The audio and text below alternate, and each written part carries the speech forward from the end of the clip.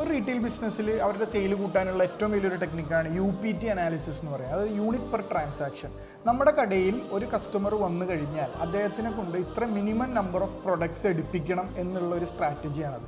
ഈ സ്ട്രാറ്റജി എങ്ങനെ ബിൽഡ് ചെയ്യണമെന്ന് വെച്ചാൽ ആ കസ്റ്റമറിന് നമ്മൾ വരുമ്പോൾ അവരുടെ കോർ പ്രൊഡക്റ്റ് ഉണ്ടാവും, ഒരു കോർ നീഡ് ഉണ്ടാവും, അതിന് സൊല്യൂഷൻ നമ്മൾ കാണിച്ചു കൊടുക്കുക. അതിനുശേഷം ചെറിയ പ്രൊഡക്ട്സ് അല്ലെങ്കിൽ അദ്ദേഹത്തിന് യൂസ് ചെയ്യാൻ സാധ്യത ഉണ്ടാവുന്ന പ്രൊഡക്ട്സ് എന്ത് ചെയ്ത് കൊടുക്കുക, ആഡ് ഓൺ ചെയ്ത് കൊടുക്കുക. ഇത് ആഡ് ഓൺ ചെയ്യുമ്പോൾ എന്താ സംഭവിക്കുക എന്ന് വെച്ചാൽ ഓട്ടോമാറ്റിക്കലി നമ്മുടെ ബിൽ വാല്യൂയും അതേപോലെ തന്നെ സെയിലും കസ്റ്റമർ സ്റ്റാഫ് ഇൻട്രാക്ഷനും നന്നായിട്ട് ഡെവലപ്പ് ചെയ്യാൻ പറ്റും. ഇപ്പോൾ നമ്മളൊരു എക്സാമ്പിൾ കാണുകയാണ്, പിട്രിങ്കിളിൻ്റെയോ അതേപോലെ തന്നെ ലൂയി ഫിലിപ്പിൻ്റെയോ സ്റ്റോറിൽ കയറി കഴിഞ്ഞാൽ നമുക്ക് കാണാം, നമ്മളൊരു ഷർട്ട് എടുത്തു കഴിഞ്ഞാൽ അവരടുത്തത് ചോദിക്കുക, സാർ കർച്ചീഫ് വേണോ, അതേപോലെ തന്നെ ടൈ വേണോ, ഒരു ബെൽറ്റ് വേണോ, ഷൂ ആഡ് ഓൺ ചെയ്യണോ.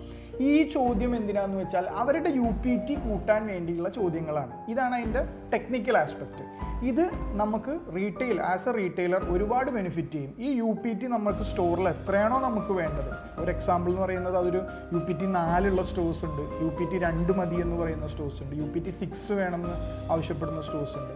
ഇതിലെവിടെയാണ് നമ്മുടെ ഐഡിയൽ UPT എന്ന് ഐഡൻറ്റിഫൈ ചെയ്യും, അത് നമ്മുടെ ടീമായിട്ട് ഡിസ്കസ് ചെയ്യും, അതിലേക്ക് അച്ചീവ് ചെയ്യാനുള്ള ടെക്നിക്സ് അവർക്ക് കമ്മ്യൂണിക്കേറ്റ് ചെയ്യുമ്പോൾ ഒരു സക്സസ്ഫുൾ റീറ്റെയിലർ ആവാൻ വേണ്ടി നമുക്ക് പറ്റും.